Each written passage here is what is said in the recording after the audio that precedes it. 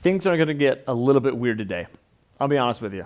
And if you've been in this industry for more than a year or so, you're going to see some movement patterns that are going to be very authentic, but definitely off the beaten path. Because I'm going to be giving you 10 of the best shoulder exercises that don't just look like this or like this. What I would call antiquated ways of training the shoulder and how it functions. But before I dive into what I'm going to be talking about and potentially changing the way that you train, if you haven't subscribed yet, please hit that subscribe button and the notification bell so you can get notified every time we post new videos on how to optimally train movement, address some movement-related pains and dysfunctions, or even how to create some killer functional workouts. So it's going to be awesome. It's going to be helpful to hit that, and I really appreciate it. Thanks for doing that. So now, these 10 next exercises I'm going to begin to give you are going to be the exact same exercises that I have literally used today on my clients, that I've used my clients tomorrow, and have used on the past to help not only just optimize performance, but actually to fix shoulder pain, to actually produce long-lasting shoulder health so my clients, my athletes can perform just the way that they want to. So as I go through each one of these, we have kind of a few different lenses that we want you to think about. Okay, I want you to think about, what muscles are actually involved in these exercises? So that's kind of the first thing.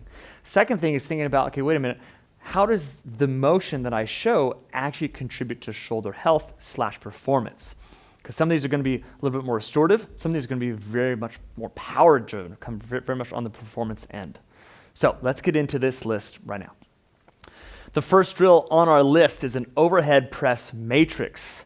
The term matrix means multiple planes of motion. We typically get an overhead press that's just right over top, but that over the top is a wear and tear that we continually do over and over in fitness. What if I start to take that overhead press and go anterior with it? What if I take the overhead press and go posterior with it? What if I take the overhead press, go right and left lateral with it? What if I take the overhead press and do right and left rotational with it? What I love about that drill, and what I love about this overhead press matrix, is taking this component of multi-directional shoulder motion to increase more strength at more variabilities and different muscle tensions along a greater spectrum. Now, here's something to watch out for, is if you are very strong with a vertical overhead press, then you're going to have to reduce your load as you change different angulations, especially going posterior, and especially going lateral to either right or left side. Because we can't just assume we're strong in all of these different positions. We're not. You're strong in what you do.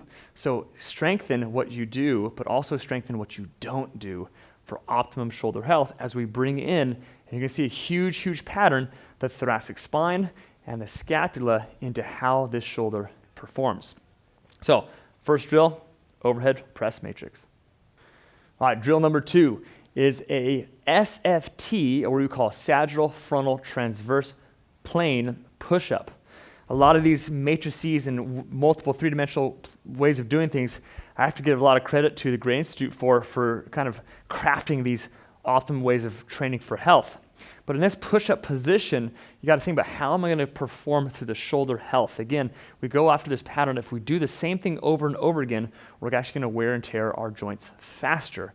But if we change our angulation up, we're going to hit more muscle fibers in different planes of motion and angulations to achieve more strength, more versatility, and obviously more longevity. So put right hand in front of left. Give yourself a push-up. Put your left hand in front of your right. Get a push-up. I just recreated an incline and decline bench press. Wide. I get that wide grip on the bar. Narrow, of course, hitting this one. Narrow grip on the bar. But then I do something a bar can't do. I can finger open or externally rotate through the arm and achieve much more lengthening through the anterior side. And then I can do a finger in or internally rotate and get much more through the posterior aspect of my push-up musculature. It's a great way to hit multiple different aspects, train for much more versatility of strength and mobility, and obviously have much more to do with making that shoulder as strong and as versatile as possible. All right, moving on to exercise number 3 is a prone on hand or on elbow hip drive matrix. Again, using the term matrix as a multi-directional or front back, side, side, rotation, rotation, application of movement. So I'm going to get prone. I'm going to go prone on elbows. And now again, think about it, my shoulders are in play because they're directly connected to the arm, into the elbow, into the forearm. So now they're going to be stable players as my pelvis goes through a posterior drive or backwards and up. Then my pelvis goes to an anterior down drive and I move up through my thoracic spine. As you saw what happened at my shoulder joint, I'm basically getting flexion and extension at my shoulder joint by me moving through my core. And as I stay here and talk to you, my core starts working even harder. The cool thing about having strong shoulders is having a strong core to help those shoulders move. And as I move my pelvis through side-to-side motion, I get not only AB and AD duction, but also a little frontal plane slide. As again, taking it now through rotation, getting my core to be strong, not only in the internal and external rotation components, but again, if I use my shoulder in real life, it has to move and be stable through this base structure called my core. So though it's an indirect shoulder strengthening drill, we all know if we've been holding a plank long enough, the upper portion of our body gets worked hard as well as our core does. And that's that integration piece, that a strong, healthy, powerful shoulder needs strong, healthy, powerful neighbors. And that is all the way down, especially into this core. So when we're training strong shoulder health, make sure that core is involved. And a prone plank with three-dimensional hip drive is a great way to go after it. Exercise number 4 of our list is going to be grabbing on to anything that we can remain as flat. This is going to be called a teacup. And the teacup is probably the closest functional way to integrate authentic full body movement into the traditional external, internal rotation, vertical, horizontal banded drills that we do in traditional training, physical therapy for shoulder rehab. Now, this drill is going to be a full representation of what this drill can look like. So grab onto something, again, something that you can just basically barely grab onto. I have a yoga block here, and I want you to go through 2 different motion patterns. You're going to go through an external or a spinning out pattern and watch as my hand or weight goes overhead. We'll see what my body does to help this pattern work out very successfully. As I start to go into maximum internal rotation with shoulder overhead, I start to bring it back home and then flip and start to move into now external rotation, not trying to drop this weight as it sneaks in just past my hip. What I just did, now going the opposite direction, is literally taking my pelvis, my thoracic spine, my scapula, and my glenohumeral joint via the elbow-arm complex into its full potential range of motion. I hit all 3 planes of motion of shoulder health in those 2 motion patterns. It's really a brilliant, brilliant motion pattern as I have overhead, lateral flexion, even going into overhead in front of me, into full internal rotation, now coming back into a little bit of external rotation into full external rotation with shoulder full abduction or adduction, as I come back out into shoulder abduction and then back into external rotation into shoulder flexion. It's just the full gamut. Now, obviously, if someone is in pain, you're not going to go through the full range of motion, but you will go through the range of motion that they can do, expressing how the body moves with this traditional pattern. This is not how the shoulder works. It rarely, if ever, actually moves in that way. So let's not strengthen it in that way. Let's strengthen it in ways through integration of hip patterns. I'm spending more time on this drill because I want you to see how the hip actually can operate with patterns in how it moves and presses. You always see the hip with the thoracic spine. You can't see the shoulder blade behind me, but you can get a sense of how it moves in integration or authentic movement patterns. Does it look weird? Of course it looks a little weird, but is it real? Yes, it's real. All right, moving into exercise 5, halfway through this list here. Now, we just showed the teacups beforehand of how we can get shoulder mobility and range of motion, but how do you strengthen that pattern? Well, you're going to have to use a few other drills to really wind it up. Even though you could certainly put a much heavier load in your hand, is certainly it, but let's think about other ways that we can do that. And we're going to use a curl matrix again. Again, using the word matrix to involve multiple different planes of motion. So we're thinking about a curl. We think about the term of what does a curl do? Well, it brings a weight from hip height to shoulder height. Okay, so how will that look in all three planes of motion? Well, if you use the definition of bringing something, a load, from hip height to shoulder height, we're going to have to think about a curl a little bit differently. But of course, there is an anterior curl, which honestly is a great strengthening drill to support shoulder health, because the next best thing that attaches to that shoulder on the anterior side is the biceps. So what about a posterior curl? Well, that would basically be called a tricep extension, but we're going to go through hip flexion, thoracic spine flexion with tricep extension, because that is how the body actually operates in real life. So I want to get that play with all the other muscles neuromuscularly talking to each other to make that happen. What about a lateral? Well, that would be a lateral fly, right? But still moving from hip height to shoulder height. But again, you see how my hips play with that pattern. Now, if you're in physique training, you're going to say, gosh, you're using your hips to take away potential of isolation at that shoulder. And I'll say yes, on purpose, because the shoulder does not like to live a long life with performance in isolation. It only works in performance with integration of movement. And that's how we function in life and in sport. So let's train the hip to move neuromuscularly with that pattern.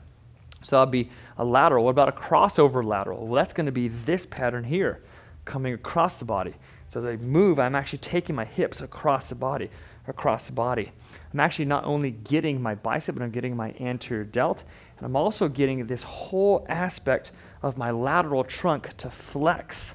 So I'm actually getting latissimus dorsi and lateral core muscles to flex as I move through to produce power with that type of motion pattern. And if you're a golfer or trained golfers, that is the motion you do with every single swing that you go through.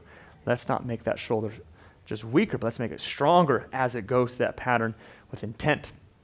What about rotation? Well, again, I want to go from hip to shoulder height.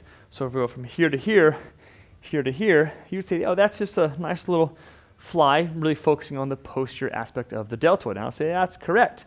But let's not just isolate it out. Let's take the pelvis with it. Let's take the thoracic spine with it. Let's get all those rotator muscles through the core to help that process out as well.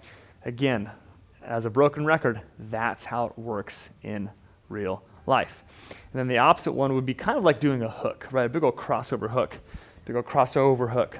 What's the difference between this one? This is much more lateral flexion of the body. This one's more rotation of the body, me getting more turning in of my humerus on itself. Some great drills that really add some versatility. And really the most important thing that I want people to realize and see about this one is that it adds way more muscle activation. You're going to turn on more muscle fibers with these pattern changes. You're going to involve more connective tissue kind of breaking down that's going to rebuild itself back up to be essentially an amazingly healthy, versatile shoulder. All right, I have 5 more exercises to get through, but I want to know which of the first 5 you like the most or spark the most interest for you to know more about. So let me know in the comments below, and I'm going to get to the next 5 right now. Exercise number 6 in my top 10 list goes into the mobility range of motion pattern that the teacups did. And we call this one type 1 and type 2 spine motion as it's delivered through the shoulder.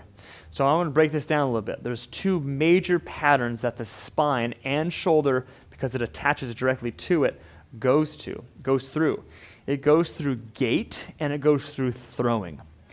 Meaning us walking and us running or us locomoting, our shoulder gets thrown through a pattern that our spine dictates, essentially.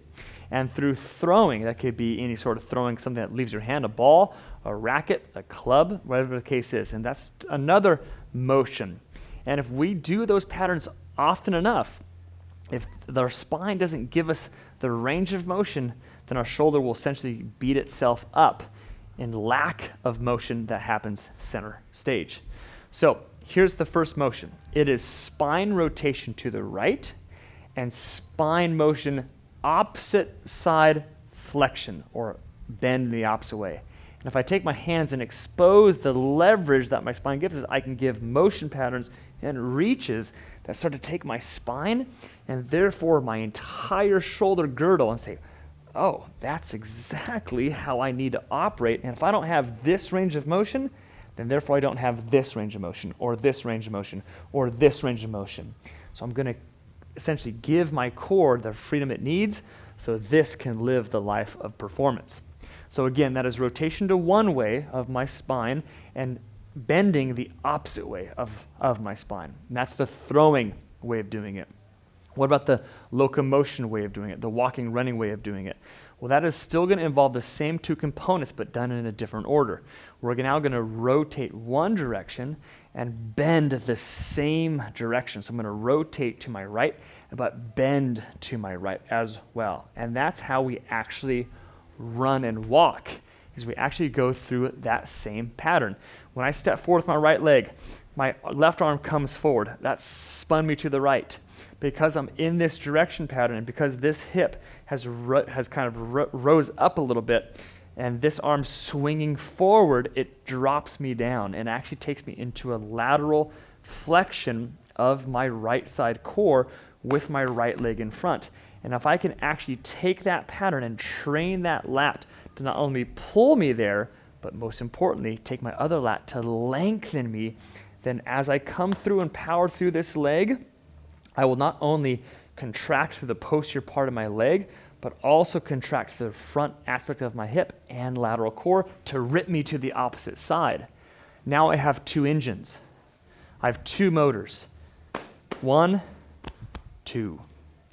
Am I going to perform better? Am I going to run faster? Am I have more consistent energy usage through my basically the most efficient pattern I have in my entire arsenal, locomotion?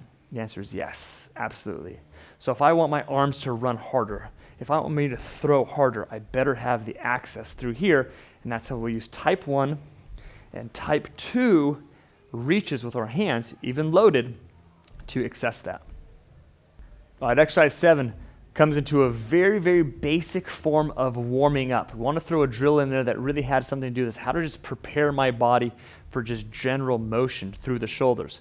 Well, we have what we call a 3-dimensional shoulder or arm swing pattern. And it's going to be simply this. This is a great warm-up drill for any upper body techniques. It's going to be reaching back behind you, reaching in front of us. Back behind, up in front. If you see how my hands are moving, whenever my hands go behind me, my pelvis goes in front of me. I get an anterior mobilization every time this happens. So not only do I get chest, but I get all the way through the anterior ribs. I get through the core and the hips and the quad, just to keep it simple. They lengthen whenever my arms go behind me. What about when they go behind me in the posterior sense, right? Kind of from the lower aspect. What happens to the rest of my body? Well, I get flexion. I get essentially the opposite motion. I get hip flexion. I get thoracic spine flexion. And I get posterior mobility every time the momentum of my arms take me back there. A great way, again, to prepare the body for shoulder movement through all of its friends. Now, if I take my arms to the left and right, I get good leverage. I get actually my spine to laterally flex, but if I allow my body to move through it, I actually get hip motion as well. Not only do I get hip motion, but I get right hip adduction motion as I get left hip abduction. Now I get my pelvis to start to play the game as well as I'm doing reaches patterns, or even as I really like how this pattern works. If you're especially a water sport athlete who needs to have reaching and that same long line per side as you're about to grab some water and rip it through. What about the rotational pattern? Spin right and spin left. I can even add a pronation and supination, or an internal and external rotation component through my shoulders. And again, what I love about this, I get that isolation in rotation with horizontal AD and abduction, with thoracic spine rotation, with bilateral pelvis rotation, with pronation and supination at my feet. I got every single joint in my body to move authentically through mobility through acceleration, deceleration, by simply throwing my arms across my body, left and right. I think it's a pretty good warm-up. All right, we made it all the way to 8. Now this is where we start to get a little bit more specialized. Unique tools and thought processes out there that are really groundbreaking and very new to our industry. And that is grabbing onto an RMT rope, or basically a rope that has a weight of it about a pound or more. Now the cool thing about what this rope does is it provides a truth-telling experience about how our body functions through our shoulders. What I mean by this is that how our shoulder operates is a truth of how the rest of our body operates. So if I can throw a rope around just like this as an example, you can see how my body has to facilitate rotation, right, rotation, left, rotation, right, rotation, left, hip rotation, all the way even down into my ankles and my feet. So we call this a figure 8 underhand throw. And if I get active with it and I start throwing it more, you can see how the rest of my body has to play with it. And if I don't do it correctly, then that rope's going to smack me in the back of the calf, which won't feel very good, but it's going to be a great feedback about how my angles are. So in here, what I'm doing now is I'm actually taking my shoulders, my shoulder girdle, my thoracic spine through the same functional patterns of gait. And I'm doing it authentically using the momentum of this rope. I can express that more with greater elbow lift, and I can actually even take it and flip it to the opposite direction to overhand, and now I'm actually taking the same functional pattern of throwing, or even throwing a punch or reaching through this pattern here, but my shoulder is doing it via the rest of my body. So now I don't have the reps that are pounding through my shoulder joint. It gets expressed through the entire body as well. Again, we call that an overhand and underhand figure 8. But there's another term out there called a drag and roll. Now, it is a drag and roll, but we like to use the term drag in roll. As I take this and I flip behind me, flip my body back and forth. Now, what's happening at my shoulder joints? I'm getting great extension and then flexion. Extension in a sense, use those terms loosely as I roll backwards and then forwards. External rotation, internal rotation, external rotation, internal rotation. You see how my body also plays with that same pattern, pelvis, left and right rotation. So a good way to open up through the chest, expand the body, and then rip it back through. Of course, I can go the opposite direction as well to balance it out and play the game. The coolest thing about this tool, this RMT rope, is I'm only showing you the tip of the iceberg and how you can start to whip this pattern, this rope functioning through to make it move, to make the shoulder operate in a way that really expresses authentic movement patterns. And this is a great tool because you can start to crank up the speed and actually get cardiovascular training through your shoulder. Or a dumbbell, kettlebell, the weight's too high. The yielding is too dangerous in a sense, because if you make the wrong step, well, it could be painful. Where this one, if you make the wrong step, well, maybe it's a little mark on your leg, but that's about it. The shoulder says, I appreciate the authenticity and the load appreciation to how I actually operate. Again, how heavy is a football? How heavy is a baseball? How heavy is a tennis racket? All those things, they're very light. So if we can train it with a little bit more weight and the same authentic momentous whip pattern, I think that your shoulder will appreciate that a lot. Moving on to number 9 of great shoulder exercises.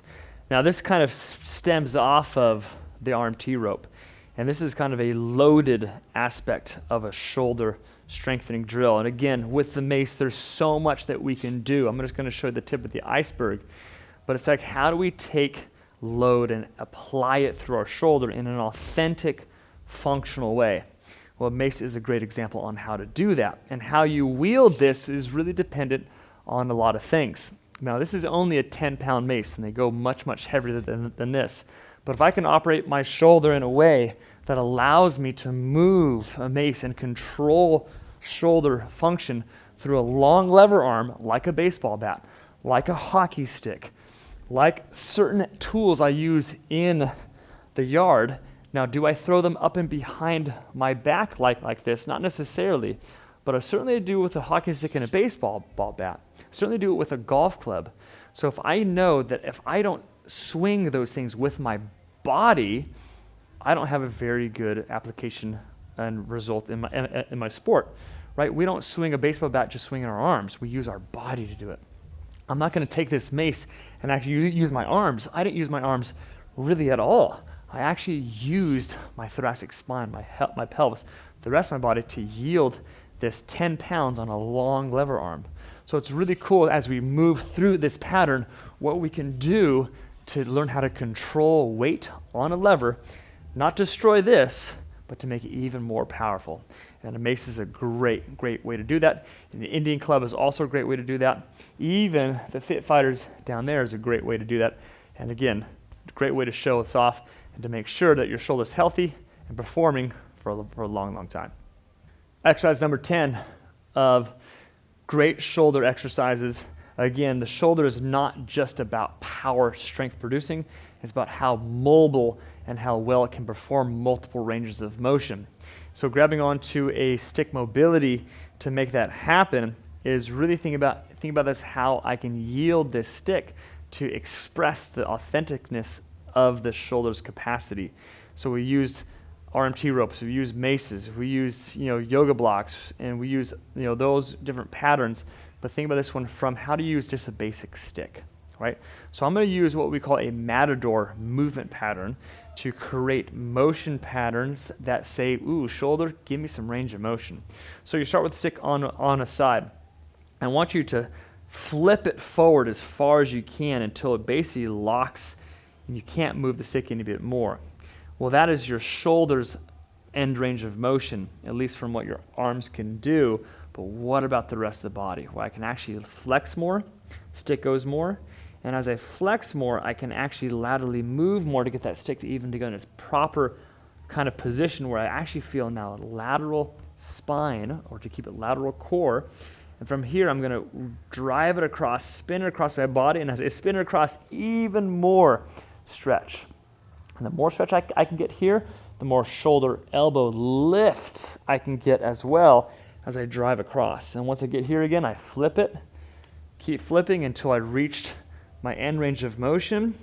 And again, that's just my arms. I can go more trunk, and I can go more lateral core to bring it across the body, and I can start that pattern to drive through.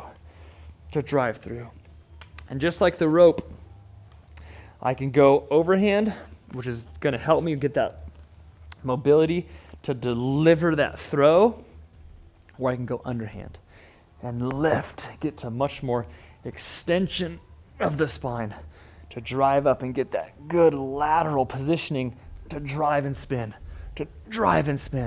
as I get all the patterns that allow me to compress my body on one side, extend on the other side, and coil it through as I continue to run with great efficiency and great energy from the top part of my body to produce forward motion. Again, little mob stick, little broomstick, some patterns to understand how the shoulder moves in its authentic patterns with the rest of the body. Great drill right there.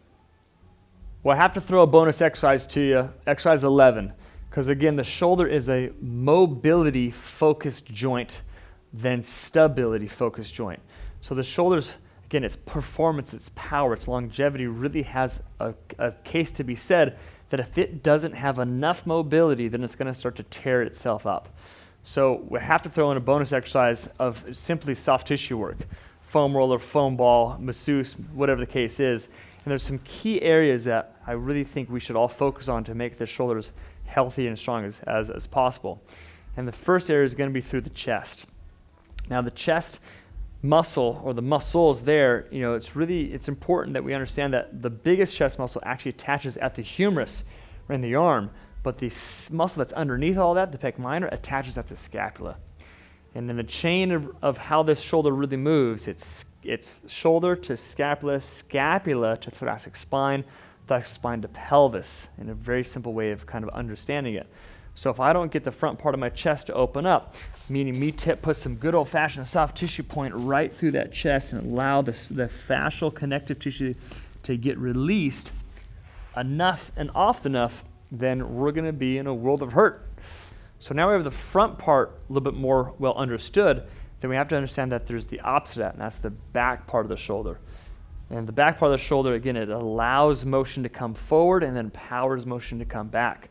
So making sure you get behind there and get some good attention to the posterior part of the shoulder blade, all the tissue within there, so it has good traction to lengthen forward and to power backwards.